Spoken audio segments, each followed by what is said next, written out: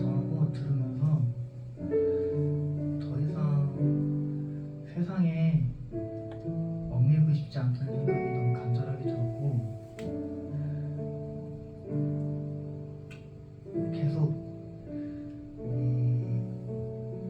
하나님 안에서 자유를 느끼고 싶다는 것이 갈급해지는 것 같아서 하나님께 계속 기도를 했던 것 같습니다. 우리는 또 넘어졌으나, 그리고 비록 옮겼으나 다시 일어설 수 있고 주님 안에서 회복할 수 있는 청년들이 되셨으면 좋겠습니다. 우리 찬양을 같이 나누면서 우리 세상 사람들과 다른 점이 있다면, 넘어져도 하나님께서 우리를 놓치지 않는다는 특권이 있고요. 그 감사함을 계속 잊고 살았던 것 같아요. 그러면서 이 예배 시간만큼이라도 하나님께서 온전히 같이 할 수 있도록 이 시간 온전히 주님께 집중하여 예배 드릴 수 있는 시간 되셨으면 좋겠습니다.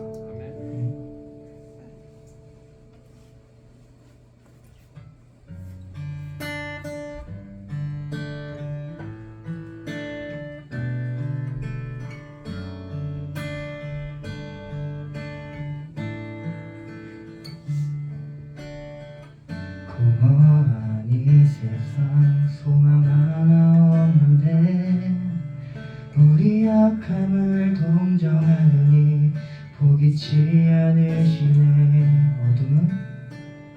어둠은 갈라지고 주 빛이 내리네.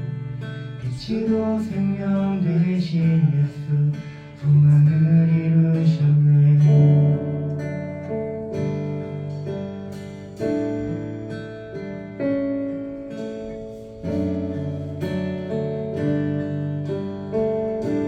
사망은 무너지고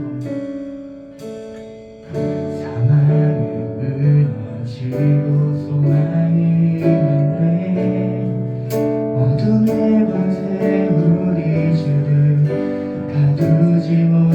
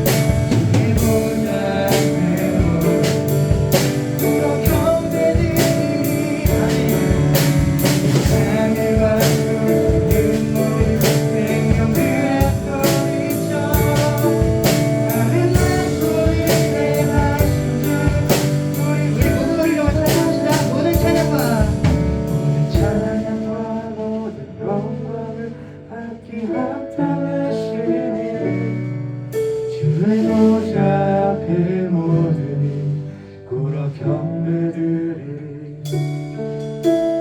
하늘과 숨쉬는 모든 생명들아 소리쳐 아름답고 위대하신 주 우리 주를 찬양해 보자 찬양하고 영광이 받기 합당하시니 주의 보좌 앞에 모든 그런 경배들이 하늘과 하늘과 숨쉬는 모든 생명들아 소리쳐 아름답고 위대하신 주 우리 주를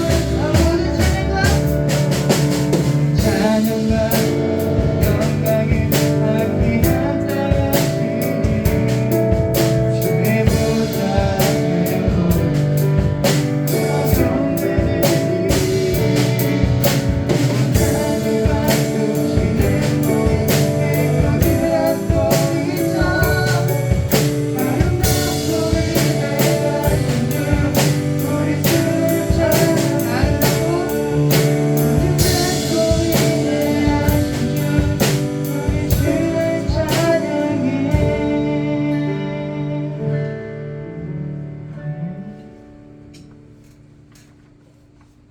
이 시간 손뼉 치시면서 새 노래로 찬양하겠습니다.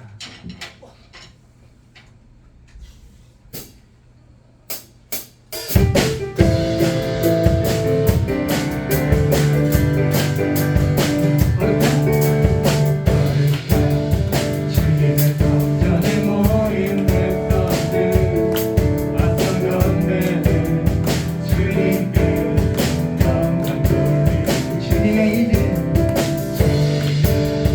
그들은 놀랍고 기름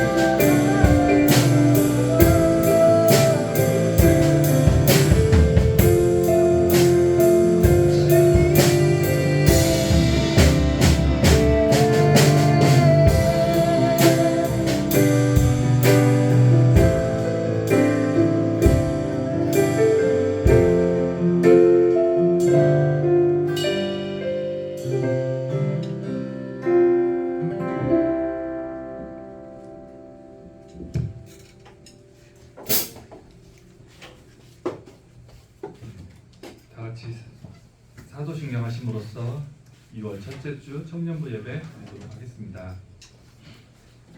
나는 전능하신 아버지 하나님 전지의 창조주를 믿습니다. 나는 그의 유일하신 아들 우리 주 예수 그리스도를 믿습니다. 그는 성령으로 잉태되어 동정녀 마리아에게서 나시고 본디오 빌라도에게 고난을 받아 십자가에 못 박혀 죽으시고 장사된 지 사흘 만에 죽은 자 가운데서 다시 살아나셨으며 하늘에 오르시어 전능하신 아버지 하나님 우편에 앉아 계시다가 거기로부터 살아있는 자와 죽은 자를 심판하러 오십니다. 나는 성령을 믿으며 거룩한 공교회와 성도의 교제와 죄를 용서받는 것과 몸의 부활과 영생을 믿습니다. 아멘. 같이 찬송가 413장 찬양하시겠습니다.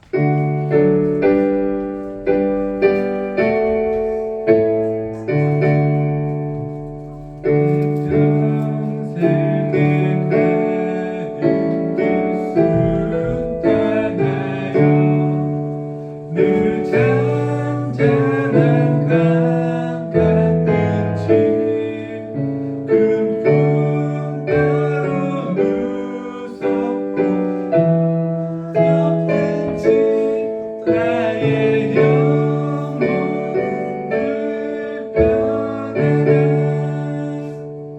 늘 편안한 내 영혼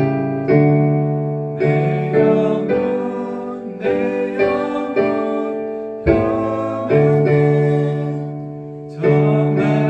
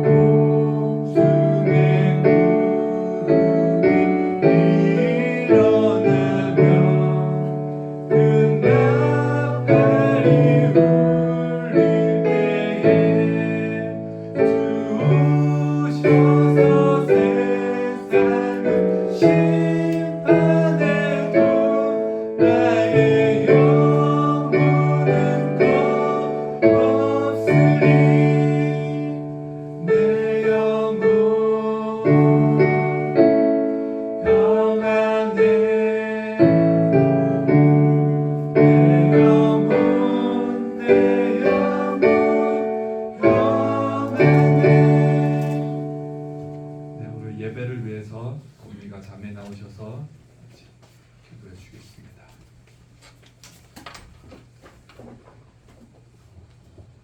하나님 아버지, 오늘도 이렇게 한 자리에 모여서 예배하게 하시는 감사드립니다. 우리가 이렇게 한 자리에 모인 것이 당연한 것이 아니라 주님의 은혜임을 압니다. 이 자리에 모든 청년들을 주님께서 마음을 만져주셔서 이 자리에 함께 할 수 있도록 도와주세요. 말씀을 전하실 전도사님과 함께 해주시고 오늘 주실 말씀을 간직하며 살아가게 해주세요. 사랑이 많으신 예수님의 이름으로 기도드립니다. 아멘.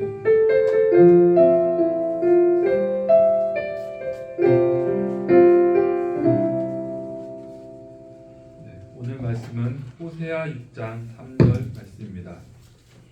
호세아 6장 3절. 제가 가진 성경 1261면에 있습니다. 호세아 6장 3절 한 절만 보도록 하겠습니다. 호세아 6장 3절 1261면에 있는 네.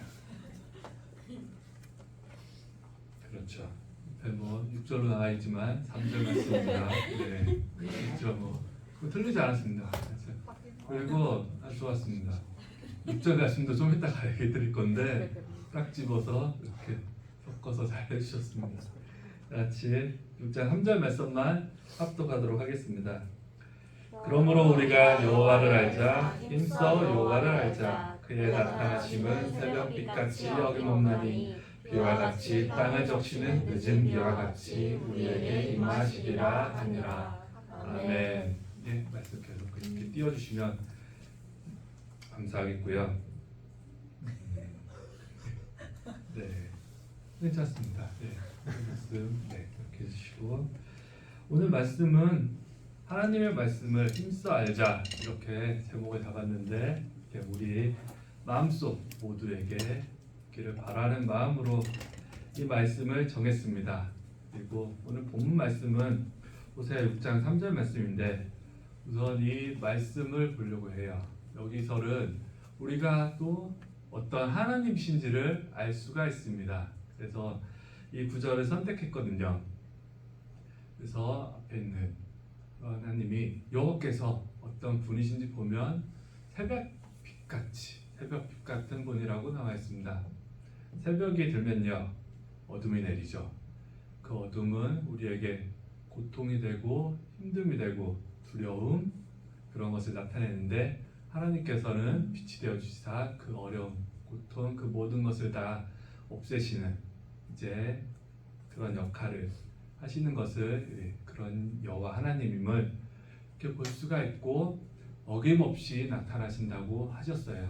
우리 모두 다 잠들기 전에 내가 내일 해가 뜰지 아니면 빛이 또 있을지 어둠이 계속될지 이렇게 염려하는 사람은 걱정하는 사람은 분명 아무도 없을 겁니다. 그렇게 우리 너무 당연하게 뜨거든요.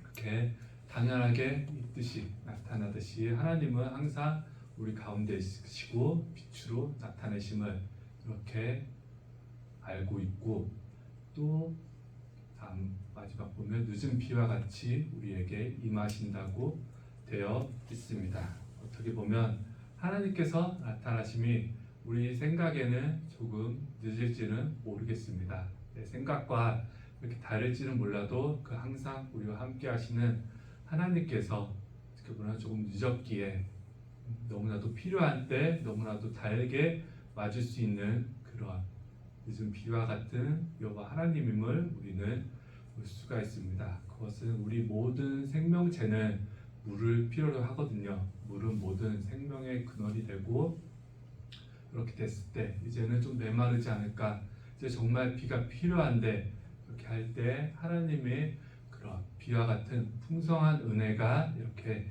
임함을 볼 수가 있습니다. 우리는 성경에 나와 있는 노아의 홍수 때를 알고 있어요. 때론 많은 비로 인해서 하나님은 심판하시기도 그렇게 했습니다. 하지만 분명히 하나님께서는 우리에게 다시 그와 같은 홍수를 일으켜서 사람을 멸하시지는 않겠다고 말씀을 하셨어요.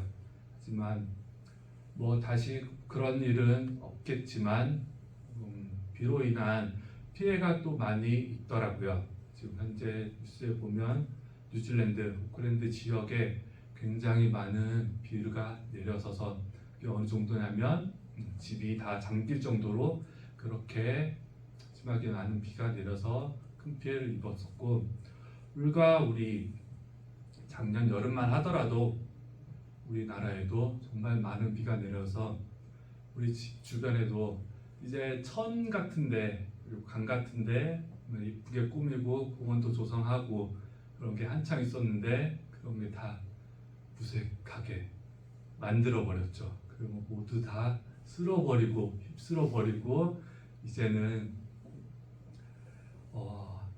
굉장히 흉불로 변해버린 그렇게 됐고, 이제는 그렇게 조성하고 이쁘게 꾸미는 것이 아닌 이제 우리도 뉴질랜드와 같이 이렇게 폭우를 대비해야 된다고 얘기가 나오더라고요. 우리도 그 피해 우리나라만 비껴간다고 그렇게 볼 수가 없기 때문에 이제는 우리에게도 닥칠 그런 위기와 시련, 잘 대비하는 그런 때가 필요하지 않나 생각을 합니다. 말씀 하나 더 보려고 하는데 요한복음 1장 1절 유명한 말씀이죠. 제가 공개해 드릴 텐데, 태초에 말씀이 계시니라. 이 말씀이 하나님과 함께 계셨으니 이 말씀은 곧 하나님이시라고 되어 있습니다. 우리가 여호와 하나님을 알려고 하는데 이 말씀처럼 여호와 하나님께서는 곧 말씀이라고 이렇게 말하고 계세요. 근데 그것은 태초에, 이 태초라 하면 이 모든 천지 창조가 일어나기 전, 이 모든 우주 만물이 생기기 전을 뜻합니다. 그 전에 그 말씀이 있었는데 그 말씀이 하나님과 함께 계셨고 그 말씀이 곧 하나님이라고 되어 있는 것입니다. 말씀이 곧 하나님이라고 할 수 있죠. 그래서 다시 말씀에 대해서 보려고 하는데, 처음 성경에 말씀에 대해서 나온 구절 어디냐면 천지 창조 때의 일이거든요. 천지 창조 때 하나님께서 세상을 만드셨건데, 보통 사람 같은 경우 사람이 무엇을 만든다고 쳤을 때 예를 들어서 책상을 만든다고 할게요.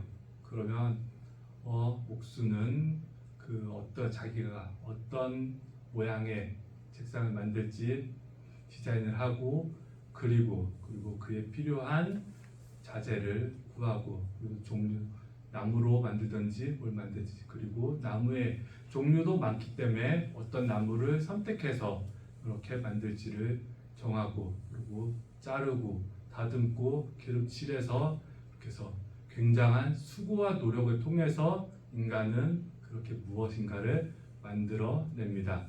하지만 하나님께서는 그렇게 수고와 노력이 아닌 단 말씀만으로 이 천지를 창조하셨다고 성경에 나와 있습니다. 그냥 빛이 있으라고 말씀하셨는데 실제로 빛이 있게 되었고, 또 광명체가 있으라고 그렇게 말씀하셨는데 실제로 광명체들이 생겼고, 또 씨 맺는 채소와 열매 맺는 나무, 모든 것, 그리고 사람과 동물까지도 하나님께서는 모두 말씀으로 창조하셨다는 그것을 우리가 성경을 통해서 볼 수 있습니다. 그래서 우리가 이런 하나님을 믿는 것이죠. 우리 하나님은 그렇게 수고와 노력이 아닌 말씀만으로도 그 모든 것을 다 창조하실 수 있는 분이기 때문에 우리가 그분을 믿고 따르는 것이고, 분명히 우리 인간들과 구분되고 차이내는 그런 능력을 갖고 계심을 우리는 분명히 알고 있습니다. 하지만 분명히 이런 차이점만이 있는 것만은 아니거든요. 하나님께서 우리 인간을 하나님의 형상에 따라서 만드셨듯이 하나님이 갖고 계신 그런 특성 또한 우리도 갖고 있는데, 그것을 이어받은 것이 우리가 말을 한다는 것과 말이 굉장히 우리에게 중요하다는 것일 겁니다. 동물들은 말을 하지 못하죠. 그들은 운다는 표현을 하고, 하지만 사람들은 말을 한다는 것. 그렇기 때문에 사람은 또 동물이 아닌 새로운 하나님의 형상을 따라 그런 만들어진 그런 존귀한 존재임을 볼 수 있고, 우리가 그 사람이 어떤 사람인지를 알고자 한다면 그가 어떤 말을 하는지 보고 듣고, 그 사람이 하는 말을 듣고 그 사람이 어떤 사람인지 알 수 있다는, 그렇게 얘기를 하기도 합니다. 옛말을 한번 보려고 하는데, 옛말 속담이라고도 하죠. 요새 어느 정도 나이대까지 땅을 보고 그러는지는 모르겠지만 저 때만 해도 어렸을 때만 해도 놀거리가 많이 있지 않았어 갖고 그런 속담책도 보고 그렇게 했었는데 요즘 아이들, 요즘 친구들하고는 조금 멀지 않나도 생각이 듭니다. 하지만 옛말에 말만 잘해도 천냥빚을 갚는다는 그런 얘기가 있거든요.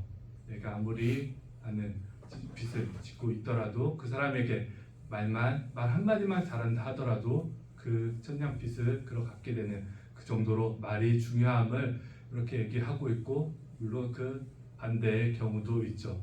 말 한마디 잘못해서 없던 빚도 만들어서 그렇게 줄 수도 있는 그런 경우도 있습니다. 또 살면서 우리는 많은 말들을 하고 또 많은 말을 듣고 그렇게 살아가는데, 살면서 우리에게 잊혀지지 않는 가슴에 남는 그런 말도 아마 있을 것입니다. 이렇게 내 가슴에 남는 그런 말들, 한 일화가 있는데요. 한 70년대, 7, 80년대만 해도 우리나라가 굉장히 좀 못 살았었습니다. 그때 많은 못 사는 사람들이 있었는데, 그때 한 가난한 초등학생이 학교 미술 시간에 그림을 그리려고 물감을 가지고 갔었어야 됐는데, 가난한 가정 형편 탓에 그 물감을 사가지지 못하고 그냥 수업에 참여했다고 합니다. 그런데 예전에 선생님들은 무척 강하셨죠. 말도 막 하시고 심지어 때리시는 분들도 굉장히 많으셨죠. 그래서 그 물감도 갖고 오지 않은 그 학생을 야단치면서 네가 그러면 이 시간에 뭘 하려고 그러느냐, 물감이 없으면 훔쳐서라도 갖고 와서 이 시간에 와야지, 그러면서 윽박 지르면서 화내면서 그 아이를 다그쳤다고 합니다. 그래서 그 아이는 깨닫고 알게 된 거죠. 선생님께서 물감을 훔쳐서라도 갖고 오라고 했는데, 내가 없으면 훔쳐서라도 분명 갖고 와야 되는구나. 그렇게 하면 되는구나.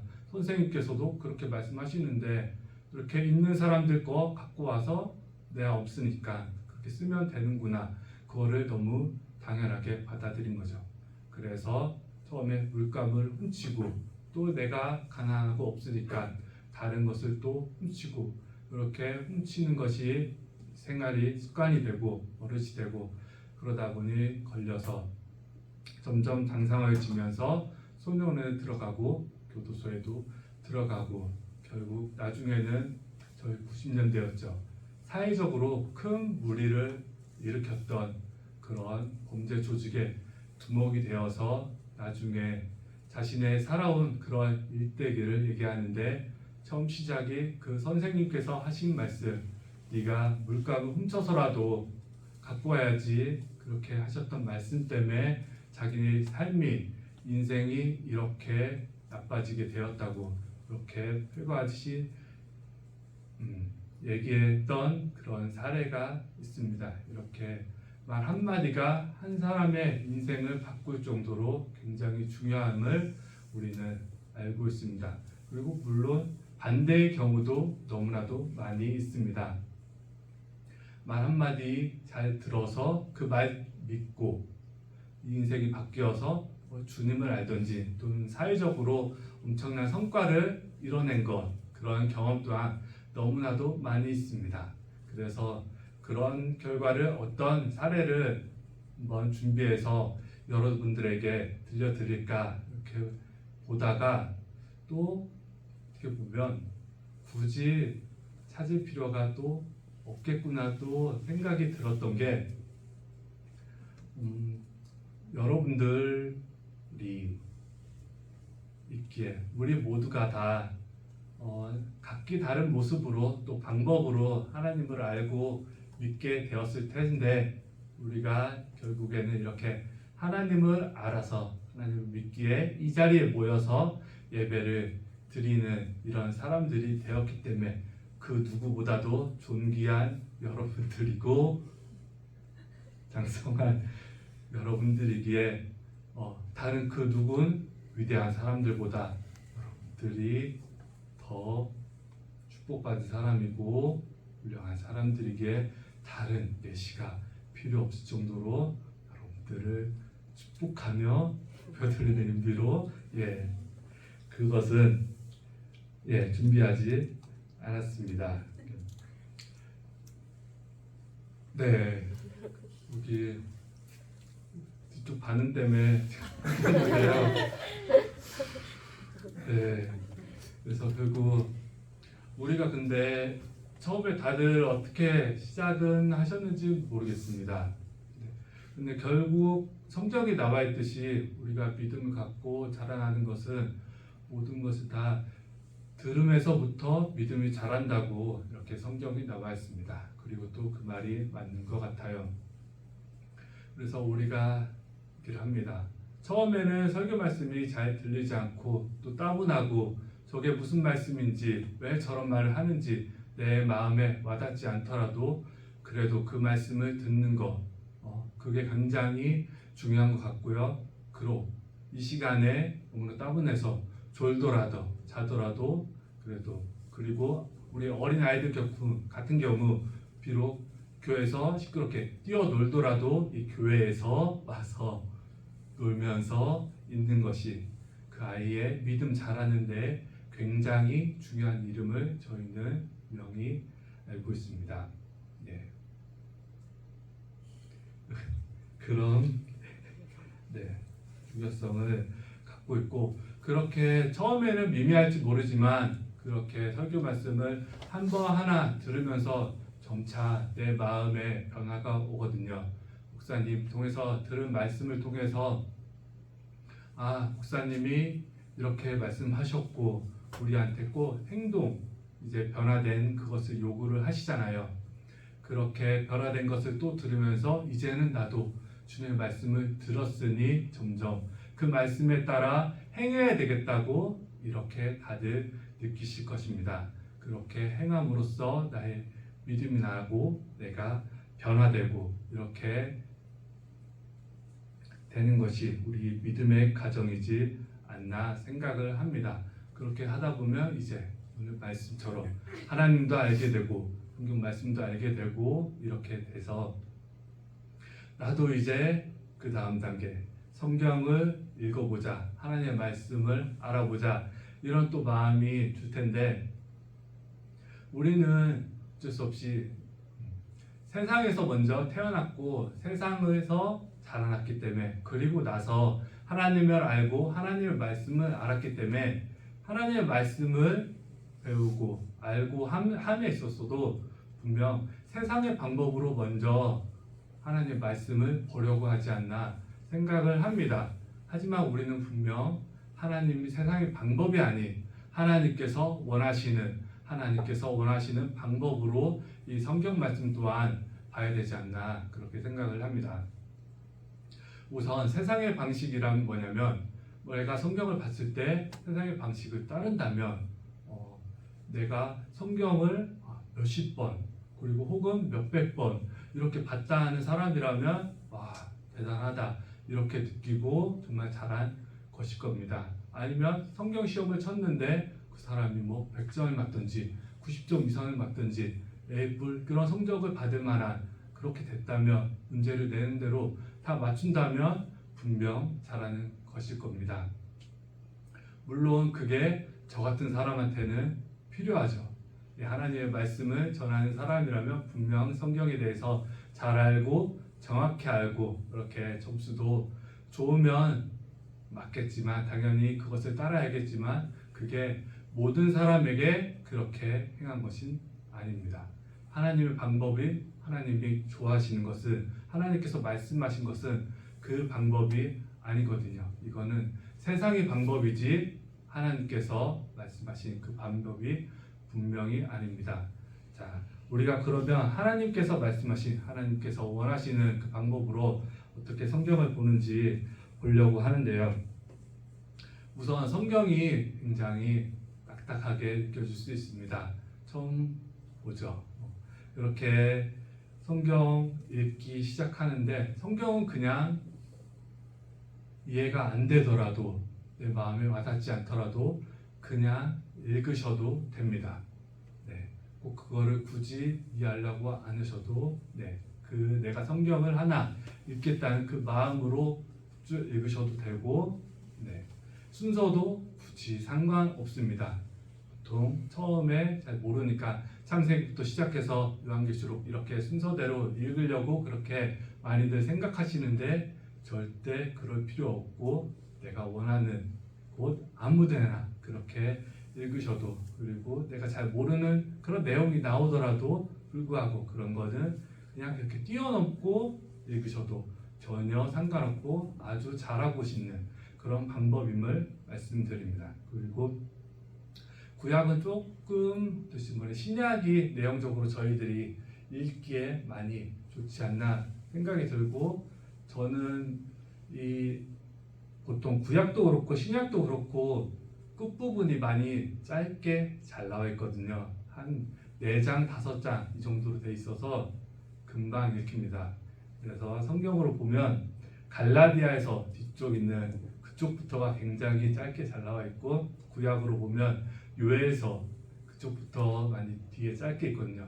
그러니까 성경이 총 66권이잖아요. 그래서 뒷부분만 그렇게 읽어도 한 10몇 권, 20몇 권은 금방 금세 읽게 되거든요. 그래서 이렇게만 해도 꽤 많이 내가 금방 성경을 읽은 듯한 느낌, 그렇게 하면서 조금씩 점차적으로 발전시켜가면서 읽으면, 시작이 그렇게 하면 좋지 않나 생각이 들고요. 어떤 사람들은 많이들 성경이 쉽다고도 하고 어렵다고도 그렇게 얘기를 합니다. 그런데 아마 우리 모든 공통된 생각은 성경이 많이 어렵지 않나 이렇게 생각하는 분들이 많지도 않을까 생각됩니다. 그러면 이게 왜 성경이 쉽다고 하냐? 이거는 사람 차이가 아니라 성경이 굉장히 저는 신비한 면이지 않나 싶습니다. 우리가 원래 책이라는 것이 각 연령대에 맞게 이렇게 나오는데, 성경은 우리가 굳이 어린아이들이라고 차별을 두지 않습니다. 어린아이도 이 성경 그대로 우리가 읽으라고 추천을 합니다. 성경 자체적으로도 얘기하고 있죠. 이것은 우리 아이들에게 바르게 함과 유익하다고 그렇게 나와 있죠. 그리고 그렇듯이, 그래서 제가 성경이 쉽다는 표현을 하는 겁니다. 우리 어린 아이들도 그렇게 따로 다른 장치 없이 그냥 읽어도 되는 그런 성경이기에 이렇게 쉽다는 표현을 하지만, 솔직히 성경은 실질적으로 굉장히 어렵습니다. 저도 어렵고요. 가장 어려운 거 많이 있지만, 요한계시록 같은 경우는 몇 번을 읽어도 그 내용이 무슨 말인지 모르겠습니다. 그렇죠. 따로 무슨 도움이 필요할 정도로 무슨 말을 하는지 모르겠고, 이거는 요한계시록뿐만이 아니죠. 다른 부분을 봐도 어려운 부분 굉장히 많이 있습니다. 그리고 성경을 자세히 진짜 알고 싶다, 본다고 한다면 성경이 쓰여진 그 배경과 환경 그것까지 고려해서 이렇게 봐야 될 것이고, 무엇보다도 우리가 성경을 제대로 본다면 그 처음 쓰여진 그 원어 그대로 봤을 때 성경이 원래 갖고 있는 그 의미로 저희들이 잘 받아들일 수가 있는데, 그게 많이 쉽지 않거든요. 우리 성경은 이 나와 있는 것은 원래 중국에 있는 성경을 번역한 것이 우리가 지금 보고 있는 성경입니다. 우리나라보다 훨씬 이전에 중국에 먼저 큰 나라, 큰 땅이었기 때문에 외국 선교사들이 들어갔고, 그 땅에 이미 먼저 중국어로 된 그런 성경이 있었고, 그것을 가져서 우리가 바로 그 옆 나라에 있기도 했지만 우리나라가 한자권에 익숙하기도 하고, 그렇기 때문에 그것을 번역을 해서 나온 게 우리 성경이고, 쉽게 그래서 표현이 마태복음 이렇게 되어 있지만, 우리가 알죠. 마태는 영어로 했을 때 매튜잖아요.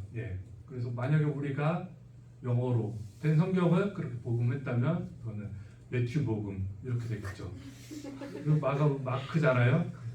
마크 복음 이렇게 썼을 텐데 지금 굉장히 그렇게 하려면 굉장히 우리한테 어색하고 이상하겠죠. 오히려 더 반감을 사지 않을까 싶은데 그렇게 번역을 한 것을 중국어로 또 번역된 것을 우리가 또 번역을 한 것이기 때문에 이게 또 내용적으로 와전되거나 조금 의미가 퇴색된 것이 좀 많이 있죠. 그렇기 때문에 성경에 어려운 점들이 많이 있지만 무엇보다도 우리한테 중요한 것은 그럼에도 불구하고 우리가 그냥 처음에 말씀드린 대로 성경을 그냥 읽어도 되는 것은 궁극적으로 성경을 우리가 알게 하고 깨닫게 하시는 분은 성령님이시기 때문에 이게 정석적인 거기 때문에 우리가 그분의 힘을 믿고 의지하고 우리가 성경을 봐도 되는 것임을 그분한테 말하고 싶습니다. 그리고 이게 하나님의 말씀, 하나님 말씀은 우리를 살리고 우리에게 너무나도 소중한 말씀이기 때문에 이것을 마음에 품고 그렇게 소중한 마음으로써 이거를 읽어 나간다면 그리고 성경에 어떻게 나와 있냐면 주야로 하나님의 말씀을 묵상하라고 되어 있잖아요. 그렇기 때문에 쉽지는 않겠지만 여러분들 모두에게 도전 과제를 드리면 실제로 진짜로 주야로 묵상하는 근데 잠깐이라도 좋을 것 같아요. 내가 아무 성경책 그냥 딱 펴서 단 한 절을 보더라도 그러면 한 5초면 될 것 같더라고요. 그렇게 해서 보고 그렇게 출근을 하고 또 자기 전에 또 잠깐 펴서 보고 다시 덮고 그렇게 하면 또 이동 중에 내가 본 말씀을 묵상할 수도 있고 또 그렇게 습관을 들인다면 한 절이 두 절이 되고 두 절이 세 절이 되고 점점 늘어가면서 이렇게 하나님의 말씀 하나님이 명령하신 대로 내가 그렇게 씨름도 하고 점점 말씀과 친해지는 그런 우리들이 되지 않을까 싶습니다. 그러다 보면 결국 우리 성경에 나와 있는 대로 꿀처럼 단, 송이꿀보다 더 단 하나님의 말씀이라고 되어 있거든요. 그 말씀 그렇게 우리도 분명히 느끼게 될 것입니다. 그리고 너무나도 유명한 구절이죠. 히브리서 4장 12절 말씀. 하나님 말씀은 살아있고 활력이 있어 좌우의 날선 어떤 검보다도 예리하여 혼과 영과 및 관절과 구슬을 찔러 쪼개기까지 하며 또 마음의 생각과 뜻을 판단하나니 이렇게 되어 있습니다. 그래서 언젠가 우리 모두 은혜를 받고 말씀 너무 좋다 이렇게 느끼고 또 누군가는 분명 이제는 말씀을 더 알고 싶다. 그래서 투자를 해서 시간을 내서 노력을 해서 말씀을 더욱 알아가려고 내가 이제 완전한 성경 말씀을 독파를 하겠다. 어차피 성경 한 권이기 때문에 이렇게 마음을 갖고 열심을 내는 그러한 경우도 분명히 있죠. 하지만 물론 그거 좋습니다. 어떻게 보면 필요한 경우에. 하지만 이때에 제가 생각하는 회의가 뭐냐면 그리고 나서 말씀 나 그때 예전에 열심히 했다고 나 이제 또 그때 봤던 거 이제 뭐 또 보냐 그래서 그때의 시간 때문에 나중에 성경을 멀리하게 되는 그런 폐해가 생길까봐 그러면 그건 역시 하나님께서 절대 원하시는 것이 아님을 여러분들에게 얘기하고 싶습니다. 하나님은 하나님의 말씀을 우리가 생을 마칠 그때까지 죽을 때까지 사모하는 그 마음으로서 계속 하나님의 말씀을 듣고 알고자 하는 그것을 원하시거든요. 그렇기 때문에 우리가 언젠가 열심을 낼 것이고 그 열심을 낸 사람도 있겠지만 그것은 한때에 그렇게 끝나는 것이 아닌 계속적으로 하나님을 알고자 하는 그런 게 필요하지 않나 생각합니다. 예전 중세시대 때는 하나님께서 그렇게 은혜를 내려주시사 하나님을 믿는 사람들이 이 시대를 그 세상을 이끌어갔던 그런 때가 있었습니다. 그래서 이들의 힘들이 너무나 막강해서 이제 이 예루살렘, 이 성지였던 예루살렘을 탈환하고자 그렇게 십자군 정쟁을 일으켰고, 그렇게 함으로써 무자비한 많은 사람을 죽이기도 했고요. 강제로 개종시키기도 했고, 하나님을 알지 못하는 사람들을 무시하고 핍박하는 이런 결과를 초래하기도 했습니다. 네. 우리 하나님께서는 하나님의 사랑을 알려주기 위해서 하나님의 그런 능력을 보여주신 것인데, 하나님 우리 인간은 또 과오를 일으켜서 그래서 그 힘을 잘못 사용을 했고요. 현재 우리는 안타깝게도 우리 기독교라니 그런 소리도 듣고, 많이 사회적으로 따가운 눈총도 듣고, 많은 안 좋은 소리도 들으면서 있는 현재 안타까운 그런 상황에 있습니다. 하지만 그리고 많은 기독교의 위기를 얘기하기도 하고요. 그리고 굉장히 큰 문제로 다가오지만 이런 안타까운 상황이긴 하지만, 처음에 우리가 여러분들에게 말씀드렸듯이 우리는 이 세상을 만드신 창조주 하나님을 알고, 또 천지 그분이 이 천지를 창조하셨음을, 또 마지막에 이 세상에 오실 분임을 우리는 분명히 알고 있고, 세상 사람들은 이제 앞으로 많은 기후 변화가 있기 때문에 기후 변화가 통해서 이 인류가 멸망할 거다, 아니면 핵전장을 통해서 이 인류가 멸망할 거라고 그렇게 얘기를 하지만, 우리는 분명 주님이 다시 오실 때 이 세상의 마지막이 있음을 알고 있습니다. 그리고 그것은 분명 세상 사람들이 또 알아야 되는 그런 얘기고, 그렇기 때문에 우리가 갖고 있는 힘은 그것이지 않나 싶습니다. 세상 사람들은 정확히 이 세상이 어떻게 끝날지 알지 못합니다. 하지만 우리는 그 끝을 알고 있거든요. 그래서 우리는 어떠한 일이 있건 하나님의 주권 아래에서 이 세상이 운행되어지며 돌아가고, 하나님의 뜻대로 되며 마지막 어떻게 될 것인지 우리는 알고 있기에, 그것을 세상 사람들에게 잘 전하는 것이 우리의 사명이자 우리가 갖고 있는, 우리가 세상에 전할 수 있는 그런 강력한 힘이라고 생각을 하고요.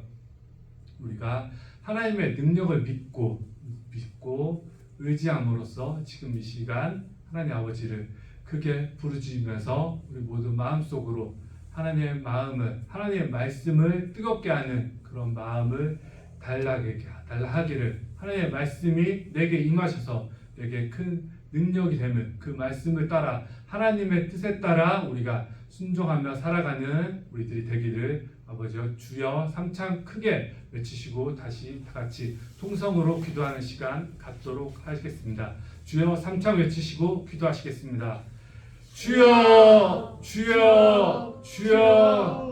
주 하나님 아버지여, 지금 시간 하나님의 말씀을 나누고 하나님을 알고 하나님을 외칩니다. 아버지여, 지금 이 시간 저희 예배 함께하여 주시옵소서. 저희 예배 함께하여 주시옵소서. 주님을 부르짖습니다.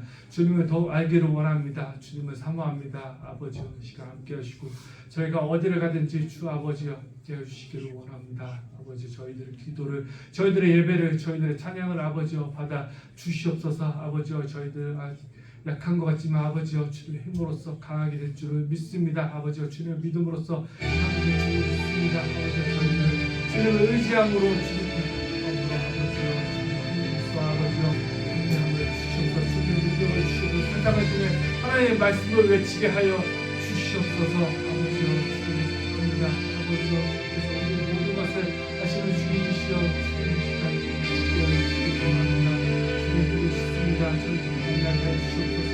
주님 도와주시옵소서. 열매를 주시옵소서. 아버지여, 또 저희들의 간절한 기도 아버지여 받아주시옵소서. 주님을 칩니다. 주님 필요합니다. 주님 도와주시옵소서. 아버지 주시옵소서.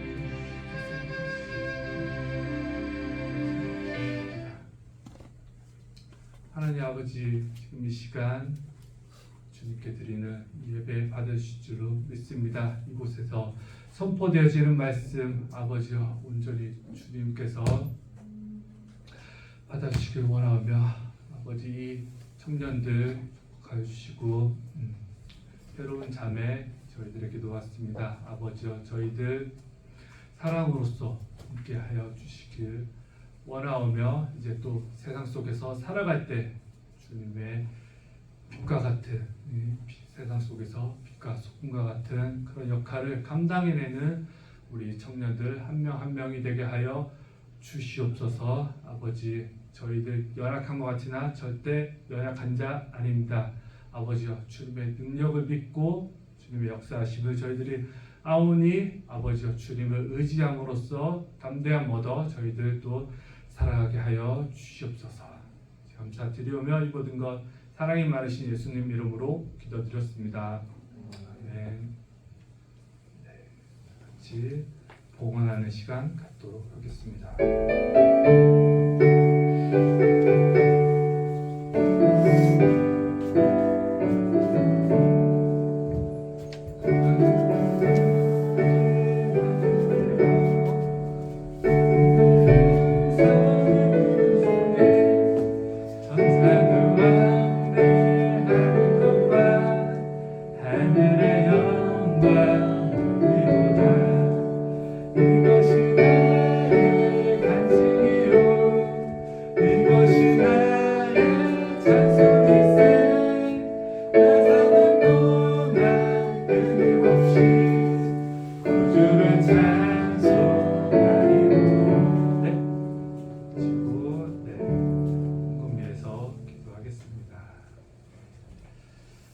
하나님 하나님 아버지 사합니다.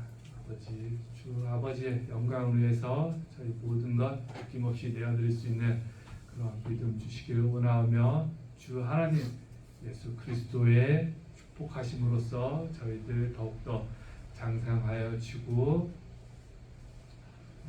주님 안에서 자라나기를 원합니다.